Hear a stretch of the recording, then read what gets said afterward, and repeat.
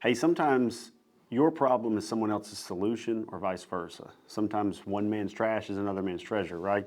I have a post here in our Facebook group that says, this flex card drama on January 2nd has caused me heart palpitations. I need those flex cards to go away sooner than later. Can we just get back to real insurance? The entitlement mentality and impatience is real. So with this question, I get it, totally get it. When you have an issue that is reoccurring and you have an entitlement kind of mindset in certain customers over certain things, it can be an issue. But just as a time hop back to several years ago, before the flex cards were there, the people that are buying that plan now may have not even existed in the past as a customer for us, right? So it is an issue. It is a problem we have to deal with, to build a process around it. We have to help them in a different way, or maybe we decide that's not a market we want to be in at all. But it's also an opportunity to help people that used to wouldn't have even been a customer. When I first came into the business, if you had Medicaid, I couldn't really help you. I just kind of walked away and said, hey, you're good to go.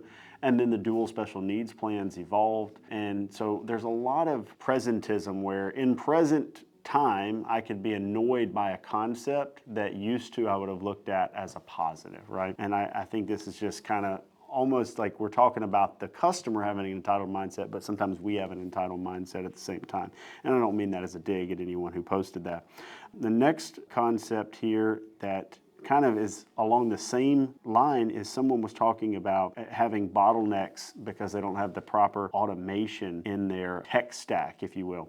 So this person's using a specific CRM and they're considering using GoGuru, which of course we highly encourage. And they were talking about being able to do more sales if they had the appropriate automations, but it's a hurdle to get through the automation. Which is funny because there was a time where most of you remember, even probably this original poster of this comment in the group, that if you got into during a certain period of time, all the applications were paper, all the marketing was it was less possible to do proper accounting to figure out where do my leads come from that are actually closing, what's my cost per acquisition, because we didn't have social media, direct mail wasn't as dialed in, there wasn't an all-in-one place to submit applications like Sunfire, Connecture, etc. Even though technology causes a new issue, it can also solve a lot of problems. And I believe that that's what Cynthia in this post is getting at.